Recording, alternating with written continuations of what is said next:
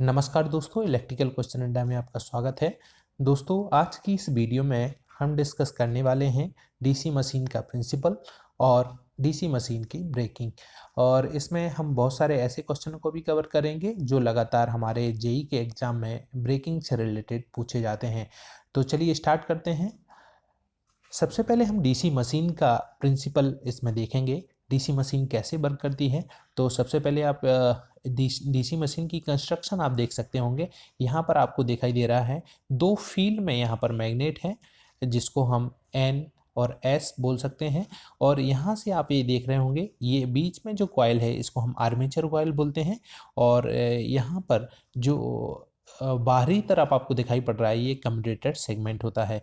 Commutator segment को आप देखेंगे तो आधा, यदि एक कॉइल के लिए यदि आप देखेंगे तो यहाँ पर आप देख रहे होंगे कम्यूटेटर में दो पार्ट हैं, एक लेफ्ट तरफ और एक राइट तरफ, जो कि दोनों ब्रश, इनको हम ब्रश बोलते हैं और दो ब्रश के द्वारा ये कनेक्टेड रहता है। तो सिंपली नॉर्मल हम इसका प्रिंसिपल देखने वाले हैं और प्रिंसिपल के बाद फिर हम ब्रेकिंग को डिस्कस करेंगे।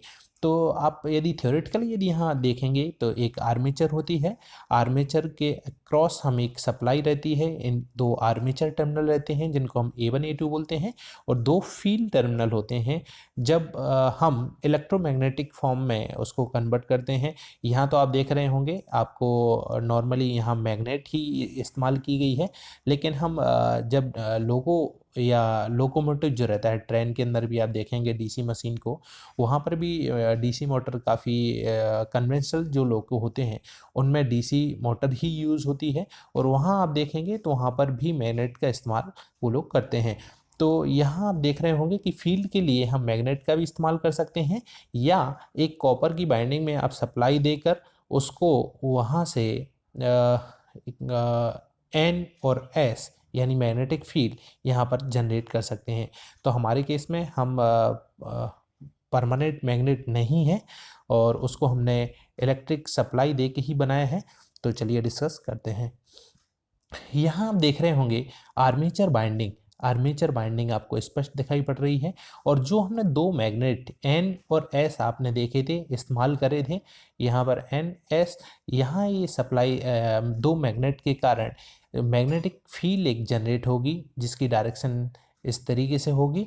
और आप देख रहे होंगे एन टू एस, यहाँ पर हमारी मैग्नेटिक फील्ड जा रही हैं, और इस बीच में हमने यहाँ पर एक कॉइल रखी हुई है, और कॉइल को आप देख रहे होंगे, इसे बोलते हैं हम आर्मेचर कॉइल।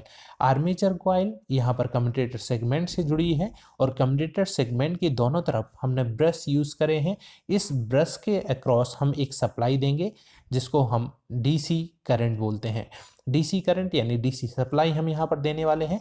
तो दोस्तों, डीसी मशीन के प्रिंसिपल में यदि आप देखेंगे तो यहाँ लेंज लॉ के अकॉर्डिंग, लेंज लॉ के अकॉर्डिंग आप देखेंगे कि जब आप यहाँ लेफ्ट हैंड रूल, फ्लेमिंग का लेफ्ट हैंड रूल लगाएंगे, तो लेफ्ट हैंड रूल में आपका जो थंब होता है वो फोर्स को इंडिकेट करता है, और इसके बाद जो आपको ये फिंगर दिखाई पड़ रही है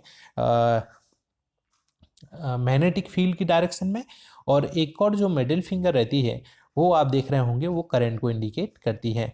तो यहाँ आप देख रहे होंगे करंट किस डायरेक्शन में होगा।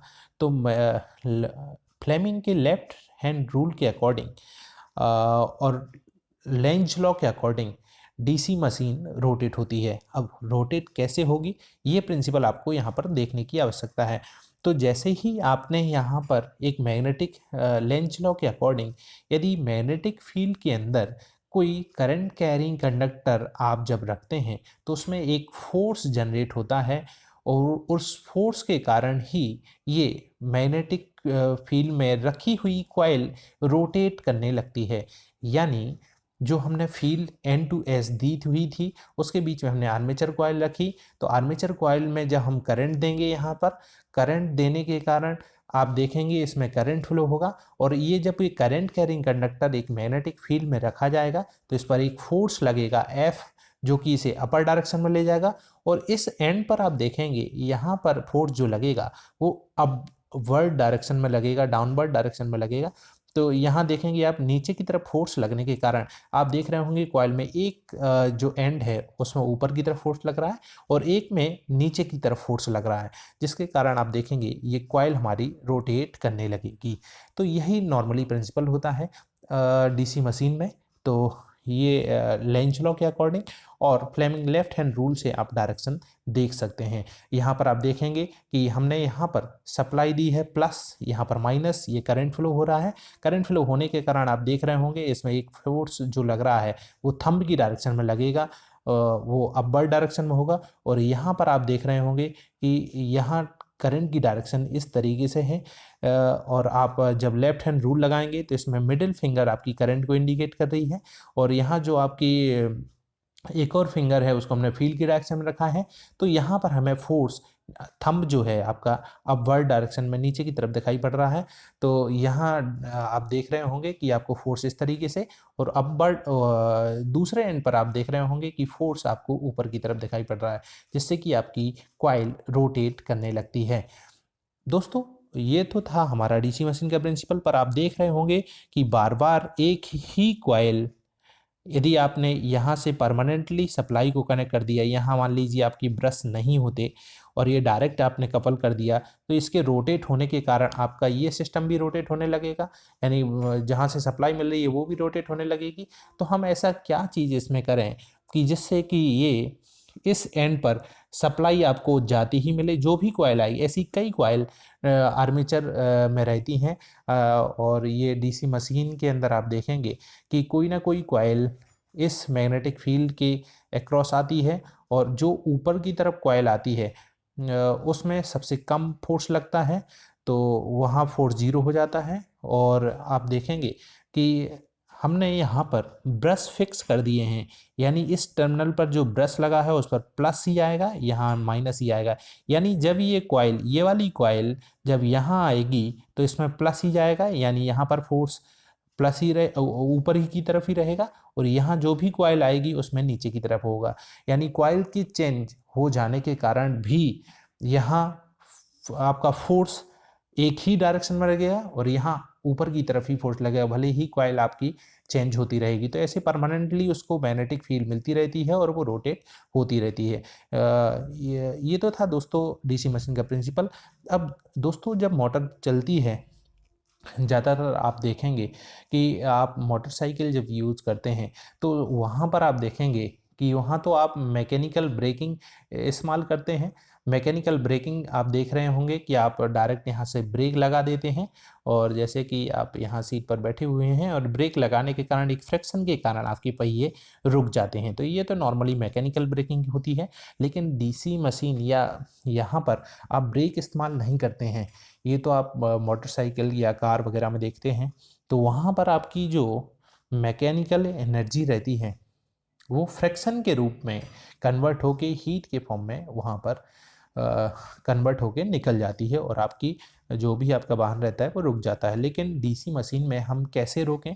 तो यहाँ पर जो नॉर्मली ब्रेकिंग होती है वो 3 टाइप्स की ब्रेकिंग देखने को मिलती है। फर्स्ट होता है रीजनरेटिव ब्रेकिंग, सेकंड यहाँ पर जो होता है वो होती है प्लगिंग, और तीसरी जो ब्रेकिंग होती है, तीसरी जो ब्रेकिंग है यहाँ पर वो है दोस्तों डायनेमिक ब्रेकिंग। तो डायनेमिक ब्रेकिंग या इसको हम रेजिस्टेंस ब्रेकिंग भी बोलते हैं। तो ये कई बार क्वेश्चन भी पूछा जाता है रेजिस्टेंस ब्रेकिंग को, और दूसरा क्या नाम है उसमें, तो हम उसका सही आंसर होगा डायनेमिक ब्रेकिंग। अब दोस्तों इनमें बहुत सारी, किसी में एनर्जी सेव होती है, किसी में एनर्जी वेस्ट होती है, और डीसी सीरीज मोटर में कोई ब्रेकिंग होती है, कोई ब्रेकिंग नहीं होती है। तो सबसे पहले हम रीजनरेटिव ब्रेकिंग के बारे में बात करेंगे और रीजनरेटिव ब्रेकिंग को समझेंगे। दोस्तों आज का ये वीडियो आपको पसंद आता है तो कृपया लाइक ज़रूर करें, आपके दोस्तों में शेयर करें, और कोई भी टॉपिक जो आप हमसे पढ़ना चाहते हैं उसको आप कमेंट बॉक्स में छोड़ सकते हैं, जिससे कि नेक्स्ट वीडियो में उसी टॉपिक पर बनाऊंगा या उसके क्वेश्चन बहुत सारे कवर करेंगे। दोस्तों इसके पहले भी मैं बहुत सारी video power grid, SSC JEE, power grid, UPPCL और एमपीईबी के बहुत सारे पेपर मैं डिस्कस कर चुका हूं, वहां से आप वो पेपर भी देख सकते हैं। चलिए हम रीजनरेटिव ब्रेकिंग की बात करते हैं। तो ब्रेकिंग का जब हम डीसी मशीन यूज़ करते हैं, सबसे पहले आप यहाँ पर एक लोको यानी आपकी जो ट्रेन रहती है उसमें आप देखेंगे कि यहाँ पर जो बोगी सेक्शन रहता है नीचे, हर एक ट्रेन में 2 बोगी सेक्शन होते हैं और 2 बोगी सेक्शन के अंतर्गत 3 ट्रैक्शन मोटर यानी 3 डीसी मोटर उसमें लगी होती हैं हर एक बोगी में। यानी एक लोको में आपके जो इंजन होता है ट्रेन का, उसमें 6 मोटर यूज़ होती हैं। 6 मोटर यूज़ होने के कारण दोस्तों, आप यदि ट्रेन के बारे में भी जानना चाहते हैं तो लोको के बारे में आपको काफ़ी अच्छा नॉलेज मैं आपको दे सकता हूँ। और यहाँ आप देखेंगे अपना जो रीजनरेटिव ब्रेकिंग है, नॉर्मली क्या होता है जब आपकी रेलगाड़ी किसी ढलान वाली जगह पर जाती है और आपका लोको आप देख रहे होंगे कि फोर्स आपको अपर डायरेक्शन में लग रहा है और यहाँ देखेंगे कि आपकी मोटर की डायरेक्शन काफ़ी ज़्यादा हो जाती है, नो लोड स्पीड से भी ज़्यादा हो जाती है और ऐसी जगह पर ही रीजनरेटिव ब्रेकिंग देखने को मिलती है। रीजनरेटिव ब्रेकिंग दोस्तों बेनिफिशियल भी रहती है और बेनिफिशियल इसलिए है क्योंकि इसमें जब हम लोको में ढलान वाली जगह पर होती है, यहाँ पर ईवी यानी जो बैक ईएमएफ रहता है डीसी मशीन के अंदर, वो ज़्यादा हो जाता है। ईबी आपकी सप्लाई वोल्टेज यानी वी, यहाँ पर जो हमने वोल्टेज दिया हुआ है इससे भी ज़्यादा हो जाता है। अब ये दोस्तों होता कैसे है, आपकी ईवी इज यानी बैक जो ईएमएफ रहता है is proportional to omega M, यानी आपकी स्पीड के प्रोपोर्शनल रहता है। जैसे ही आपकी स्पीड बढ़ती है आपका बैक ईएमएफ भी बढ़ जाता है। बैक ईएमएफ बढ़ जाने के कारण आप देख रहे होंगे कि बैक ईएमएफ ज़्यादा हो जाने के कारण ये सप्लाई देने लगता है, यानी आर्मेचर करंट की डायरेक्शन रिवर्स हो जाती है। दोस्तों ब्रेकिंग आप जब डीसी मशीन में देखेंगे तो यहाँ पर आप देखेंगे कि एक अपोजिट टॉर्क लगने लगता है और करंट की डायरेक्शन चेंज हो जाती है, यानी माइनस आईए हो जाएगी, आर्मेचर करंट की डायरेक्शन इसमें चेंज हो जाती है। तो दोस्तों इन्हीं 2 कंसेप्ट के बेस पर ही आपकी डीसी मशीन में ब्रेकिंग लगती है। तो दोस्तों ये थी रीजनरेटिव ब्रेकिंग, जिसमें कि ढलान वाली जगह पर मोटर की स्पीड ज़्यादा हो जाने के कारण आप देख रहे होंगे कि स्पीड ज़्यादा होगी, बैक ईएमएफ बढ़ेगा आपका। बैक ईएमएफ बढ़ेगा, बैक ईएमएफ जब सप्लाई वोल्टेज से भी ज़्यादा हो जाएगा तो वो बैक सप्लाई देने लगेगा, यानी ईवी के द्वारा आपको सप्लाई में और यहाँ पर लोड में सप्लाई में ये आपको पावर देने लगेगा, यानी बैक फीड कर देता है। या हम बोलें ग्रिड को, आपकी लो को आपको सप्लाई यहाँ पर देने लगेगा, जो कि नॉर्मल जब आप इंजन चल रहा था आपका तब ये मोटरिंग मोड में था, ये सप्लाई ले रहा था। और जब रीजनरेटिव ब्रेकिंग होगी तो रीजनरेटिव ब्रेकिंग में ये सप्लाई ऊपर की तरफ देने लगे, यानी ग्रिड यानी आपका जो कॉन्टैक्ट वायर रहता है उसके थ्रू पेंटोग्राफ के द्वारा ये सप्लाई रिवर्स कर देता है। तो दोस्तों ये था रीजनरेटिव ब्रेकिंग का कंसेप्ट। यहाँ पर आप देखेंगे कि एक अपोजिट टॉर्क लग जाएगा, जब ये सप्लाई देने लगेगा तो आपका टॉर्क की डायरेक्शन चेंज हो जाएगी, माइनस टॉर्क हो जाएगा, एक अपोजिट में टॉर्क आएगा जिससे कि आपकी स्पीड अब कम होने लगेगी। स्पीड कम होने लगेगी यानी आपका बैक ईएमएफ कम होने लगेगा। जब ये रिवर्स सप्लाई देता है तो आपकी स्पीड कम होगी, क्योंकि अब नेगेटिव टॉर्क लग रहा है जो कि मोटर को रोकने की कोशिश करेगा। स्पीड कम होगी, बैक ईएमएफ कम होगा। बैक ईएमएफ कम होने के कारण फिर से आप देखेंगे कि आपका बैक ईएमएफ जब सप्लाई वोल्टेज से कम हो जाएगा तो ये फिर से मोटर बन जाएगी। यानी एक कंसेप्ट आप यहाँ पर देख रहे होंगे कि जब आपका बैक ईएमएफ ज़्यादा हो गया तो ये जनरेटर की जैसे बिहेव करने लगती है, और जब ये बैक ईएमएफ आपका कम हो जाता है सप्लाई वोल्टेज से, जब वो रुकती है, थोड़ी स्पीड कम होती है, तो ये फिर से मोटर बन जाती है। यानी रीजनरेटिव में जनरेटर बनी और फिर से मोटर बन जाती है। तो ये था आपका रीजनरेटिव ब्रेकिंग का। इसमें स्पीड कम होती है पर दोस्तों इसमें पूरी तरीके से ट्रेन आपकी नहीं रुकती है, तो एक कंट्रोल्ड ब्रेकिंग है इसमें, एक तरीके से हम मान सकते हैं इसे। और एक यहाँ पर कंसेप्ट में बताने की कोशिश करूंगा डीसी सीरीज मोटर के केस में। ये दोस्तों कई बार क्वेश्चन पूछा जाता है, डीसी सीरीज मोटर में रीजनरेटिव ब्रेकिंग नहीं होती है, ऐसा क्यों होता है? तो यहाँ आप देखेंगे torque is proportional to phi I, और डीसी सीरीज मोटर के केस में phi is proportional to I A. यानी आप देख रहे होंगे यहाँ टॉर्क जो है, टॉर्क यहाँ torque is proportional to I square, यानी करंट की डायरेक्शन चेंज हो जाने के कारण चेंज भी होगी, तो वहाँ पर आप देख रहे होंगे आई ए का स्क्वायर होता है, जिससे कि टॉर्क हमेशा उसी डायरेक्शन में ही लगा रहेगा। यानी डीसी सीरीज मोटर में रीजनरेटिव ब्रेकिंग नहीं मिलेगी, काफ़ी इम्पोर्टेंट क्वेश्चन है, इसको आप देख सकते हैं, एग्जाम में कई बार आता है। ये वही पॉइंट थे कि बैक ईएमएफ और स्पीड आपकी डिक्रीज हो जाएगी यहाँ पर और फिर से वही मोटर में कन्वर्ट हो जाएगी। अगली ब्रेकिंग आती है दोस्तों प्लगिंग। प्लगिंग मेथड भी काफ़ी इंपॉर्टेंट होती है और हीट डिसिपेशन इसमें सबसे ज़्यादा होता है। ये क्वेश्चन भी देखने को मिलता है, बहुत ज़्यादा हीट डिसिपेशन किसमें होता है। हाईएस्ट आर्मेचर करंट भी प्लगिंग में ही देखने को मिलता है और इसमें आप देखेंगे कि ब्रेकिंग कंडीशन में जो एनर्जी रेजिस्टेंस में डिसिपेट होती है और यहीं पर आप देखेंगे कि सबसे पहले इसका डायग्राम हम देख लेते हैं। प्लगिंग में होता क्या है, तो प्लगिंग में नॉर्मली आप करते क्या हैं कि आप सप्लाई, यहाँ पर आप देख रहे हैं A1 और A2। A1 और A2 में जब हम नॉर्मल कंडीशन में, मोटरिंग कंडीशन में हैं, तो आईए की डायरेक्शन आप देख रहे होंगे और आपका ई भी यहाँ पर आप देख रहे होंगे, इसका डायरेक्शन किस तरीके से है, इसकी पोलैरिटी कैसी है। लेकिन आप प्लगिंग में हम क्या करते हैं कि नॉर्मली हम सप्लाई टर्मिनल चेंज कर देते हैं। अब दोस्तों सप्लाई टर्मिनल चेंज नहीं करना है, यहाँ पर हमें चेंज करना है आर्मेचर टर्मिनल। तो यहाँ हम आर्मेचर टर्मिनल चेंज करेंगे, ना कि supply terminal. Supply terminal change ना करते हुए हम यहाँ आर्मेचर टर्मिनल चेंज करेंगे।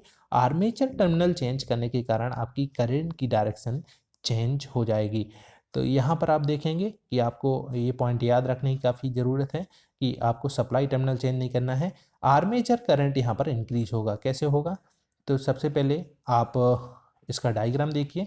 हम क्या करते हैं कि यहाँ आप देख रहे होंगे कि आर्मेचर के टर्मिनल हमने चेंज कर दिए हैं। पहले जो यहाँ से कनेक्टेड थे प्लस और माइनस, ईएमएफ आपका ऐसा था। अब आप दूसरा देख रहे होंगे कि आपने यहाँ से हटा के इसको यहाँ से कनेक्ट कर दिया है और ये यहाँ से कनेक्ट कर दिया है, यानी आपने आर्मेचर की टर्मिनल को चेंज कर दिया है, जिससे कि आप देख रहे होंगे आपकी आर्मेचर करंट रिवर्स डायरेक्शन में हो गई है। अब यहाँ देखेंगे आप आर्मेचर करंट रिवर्स हो जाने के कारण आपकी वोल्टेज की अमीटर जो ये बैक ईएमएफ है उसकी पोलैरिटी भी चेंज हो जाएगी और ये इस तरीके से होगी कि आपका जो यहाँ पर वोल्टेज हो जाएगा वो वोल्टेज का समेशन हो जाएगा। V प्लस ई बी की पोलैरिटी यहाँ पर देखने को मिलेगी। V प्लस ई बी यानी बैक ईएमएफ आपका पॉजिटिव में हो जाएगा और यहाँ हम आर्मेचर करंट की यदि हम बात करेंगे तो आर्मेचर करंट यहाँ होगी IA इक्वल टू VT यानी terminal voltage plus EA upon armature का रेजिस्टेंस। दोस्तों आर्मेचर का रेजिस्टेंस काफ़ी कम होता है। दोस्तों आर्मेचर का रेजिस्टेंस काफ़ी कम होने के कारण आपकी आर्मेचर करंट इस केस में काफ़ी ज़्यादा हो जाती है। यहाँ देख रहे होंगे हमने जब टर्मिनल चेंज करे हैं उसके, तो आपकी आर्मेचर करंट काफ़ी ज़्यादा हाई हो गई है। इसलिए हम यहाँ पर एक आर एक्सटर्नल भी उपयोग करते हैं। तो यहाँ इसका जब समेशन होगा तो ये आर्मेचर रेजिस्टेंस के साथ ही ऐड होगा और ये आर एक्सटर्नल हमने यहाँ पर कनेक्ट कर दिया। तो आर एक्सटर्नल के कारण अब हम थोड़ा सा करंट हमारा कम हो जाएगा। तो ज़्यादा यदि करंट रखते, यदि हम इस रेजिस्टेंस को नहीं लगाते, यहाँ पर इस रेजिस्टेंस को नहीं लगाते, यहाँ शॉर्ट ही रहता है, तो यहाँ पर दोस्तों आप देखेंगे काफ़ी ज़्यादा हाई करंट होता और हाई करंट के कारण आपकी मोटर जल भी सकती थी।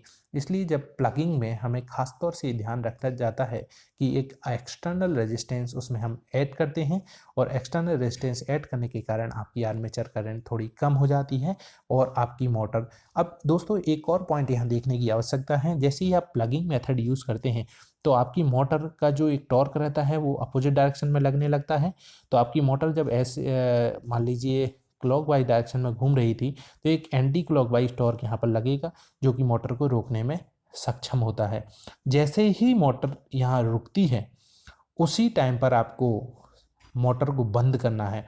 दोस्तों हम प्लगिंग में ये चीज़ खास तौर से याद रखना है, ये कई बार क्वेश्चन पूछा जाता है कि जैसे ही आपकी मोटर रुकती है उसके बाद आपको स्विच ऑफ कर देना है, अदरवाइज आपकी मोटर अपोजिट डायरेक्शन में रोटेट होने लगेगी।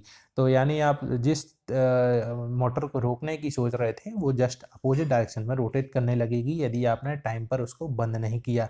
तो सबसे पहले जैसे ही स्लो होगी आपकी मोटर और उसी टाइम पर आपको बंद कर देना है, मोटर रुकेगी, अदरवाइज आपकी मोटर अपोजिट डायरेक्शन में मूव होने लगेगी और वो स्पीड पकड़ लेगी, तो आपकी रोकने की जगह आपकी अपोजिट डायरेक्शन में रोटेट होने लगेगी।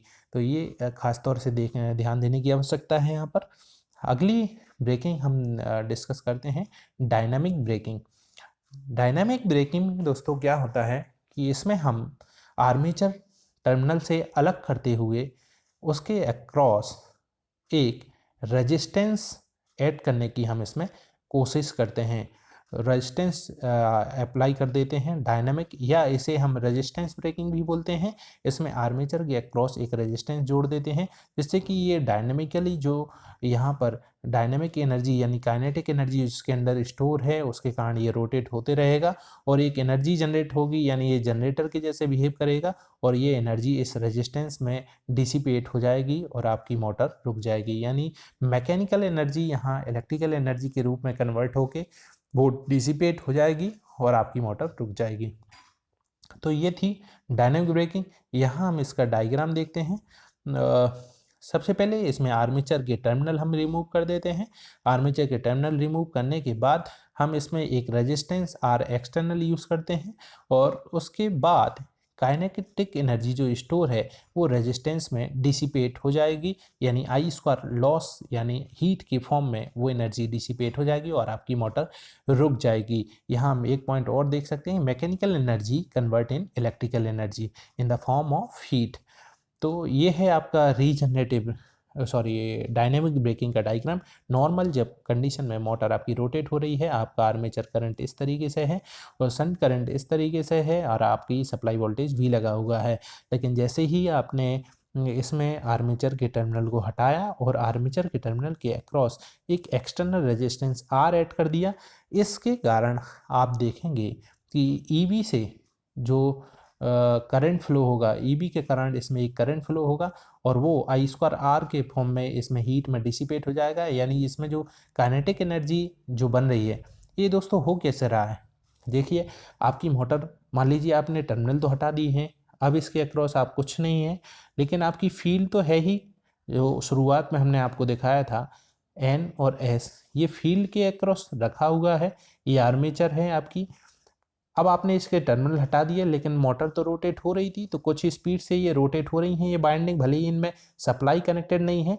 तो सप्लाई कनेक्टेड ना होने के कारण और इसमें आपने एक एक्सटर्नल रेजिस्टेंस यहाँ ऐड कर दिया, तो आप देखेंगे कि कोई स्टेशनरी रोटेटिंग कंडक्टर एक मैग्नेटिक फील्ड में रखा होगा, तो उसके अंदर वोल्टेज जनरेट होगा और उसके कारण उसमें सप्लाई फ्लो होगी यानी करंट फ्लो होगा और करंट के कारण आई स्क्वायर आर लॉस होगा उस आर्मेचर की बाइंडिंग के अक्रॉस जिसमें आपने रेजिस्टेंस जोड़ा है। तो ये आप देखेंगे कि कुछ देर बाद यहाँ जो आपकी आई स्क्वायर आर लॉस हो जाएंगे और आपकी मोटर रुक जाएगी। तो ये थी प्लगिंग डायनेमिक ब्रेकिंग। तो ये 3 टाइप की ब्रेकिंग आपने देखी दोस्तों। आज का वीडियो ये काफ़ी आपको अच्छा लगा हो तो आप कमेंट में आपके आगामी टॉपिक या जो आप टॉपिक चाहते हैं उनको लिखें, जिससे कि हम अगली वीडियो उन्हीं टॉपिक पर बनाएं और आपके लिए काफ़ी इंपॉर्टेंट साबित हो। दोस्तों, इसमें से बहुत सारे क्वेश्चन बनते हैं, एक वीडियो और बनाने वाला हूं जिसमें मैं सभी क्वेश्चन इसके ब्रेकिंग के डिस्कस करने वाला हूं। तो आज के लिए इतना ही, धन्यवाद।